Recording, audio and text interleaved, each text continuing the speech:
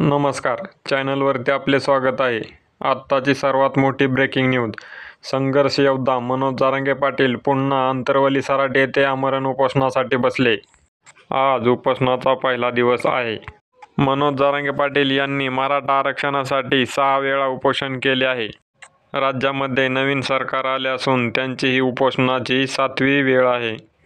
त्यांच्या या आंदोलनाला मराठा समाजाचा मोठा पाठिंबा मिळत आहे. मनोज जरांगे पाटील यांनी सरकारकडे कोणत्या मागण्या केल्या आहेत ते आपण पाहूयात. त्याआधी आपण जर चॅनलवर नवीन असाल तर अशा साऱ्या बातम्या व माहिती पाहण्यासाठी आपल्या स्टार न्यूज या यूट्यूब चॅनलला नक्की सबस्क्राईब करा. जरांगे पाटील यांची पहिली मागणी अशी आहे की महाराष्ट्रातील मराठी समाजाला सरसकट कुणबी प्रमाणपत्र देण्यात यावे. दुसरी मागणी अशी आहे की गॅजेटची अंमलबजावणी व्हावी. सातारा संस्थान गॅजेट, मुंबई गॅजेट, हैदराबाद संस्थान गॅजेट लागू करून तत्काळ अंमलबजावणी व्हावी.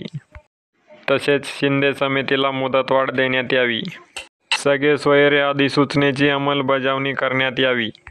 मराठा समाजावर दाखल केलेले गुन्हे सरसकट मागे घेण्यात यावे. सरकारने जे EWS आरक्षण रद्द केले आहे ते EWS आरक्षण पुन्हा सुरू करण्यात यावे.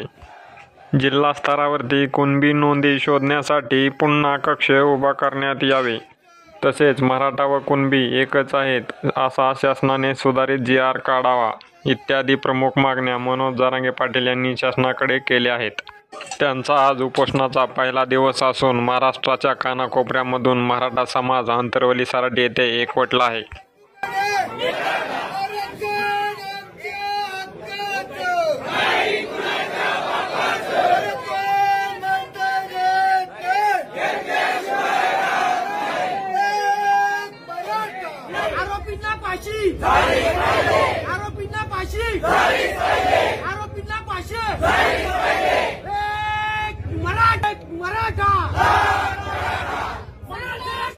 आपण जर चॅनलवर नवीन असाल तर अशा साऱ्या बातम्या व माहिती पाहण्यासाठी आपल्या स्टार न्यूज या यूट्यूब चॅनलला नक्की सबस्क्राईब करा.